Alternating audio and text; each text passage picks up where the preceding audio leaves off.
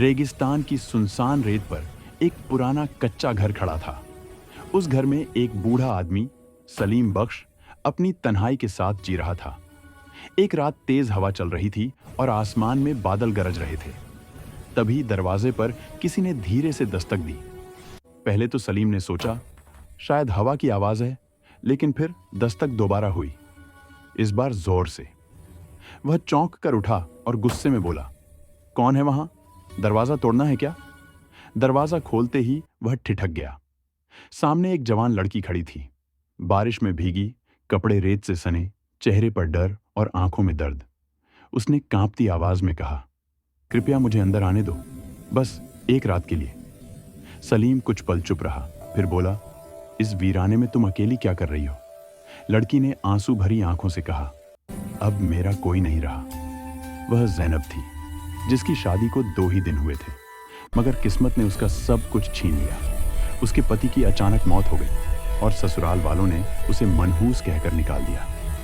मायके गई तो वहां भी दरवाजे बंद थे। सलीम ने भारी सांस लेते हुए कहा, ठीक है बेटी, अंदर आ जाओ, जब तक चाहो रह सकती हो। जैनब एक कोने में बैठ गई। सलीम ने उसे चादर दी, ये ओढ़ लो, ठंड लग जाएगी। अगले दिन जैनब ने सलीम के लिए चाय बनाई। वह मुस्कुराकर बोली, थोड़ी कड़वी है पर सच्चे दिल से बनाई है। सलीम ने पहली बार बरसों बाद मुस्कुराया। धीरे धीरे दोनों के बीच एक अजीब सी समझ बनने लगी।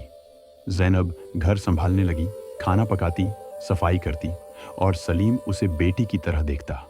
मगर वक्त के साथ उस खामोशी में एक अजीब सी गर्मी आ गई। एक रात जैनब ने पूछा, क्या आपको कभी मोहब्बत हुई थी? सलीम ने कहा, बहुत साल पहले, लेकिन वक्त ने सब छीन लिया। जैनब ने धीरे से कहा, शायद मोहब्बत मरती नहीं, बस सो जाती है।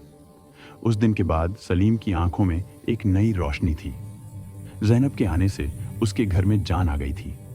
गांव के कुछ लोग बातें करने लगे, एक जवान लड़की बूढ़े के साथ रहती है, लेकिन जैनब ने परवाह नहीं की। एक दिन उसने सलीम का हाथ पकड़कर कहा, अगर दुनिया को जवाब चाहिए तो मुझे अपना नाम दे दो। सलीम ने कहा, लोग क्या कहेंगे?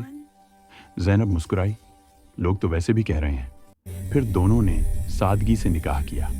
ना कोई गवाह, न रस्म, बस 2 दिलों की गवाही थी। रेगिस्तान की हवा ने उन्हें आशीर्वाद दिया।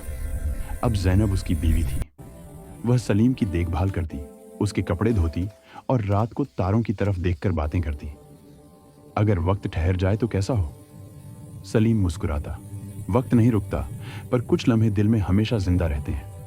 वक्त गुजरा, सलीम बूढ़ा होता गया, बीमार भी। जैनब ने रात दिन उसकी सेवा की, माथा पोंछा, दुआएं मांगी। एक दिन सलीम ने कमजोर आवाज में कहा, जैनब, अगर मैं चला गया तो तुम क्या करोगी? जैनब ने रोते हुए कहा, आपके बिना जीना मुमकिन नहीं।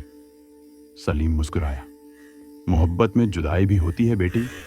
जैनब ने धीरे से कहा, अब मैं आपकी बेटी नहीं, आपकी दुआ हूं।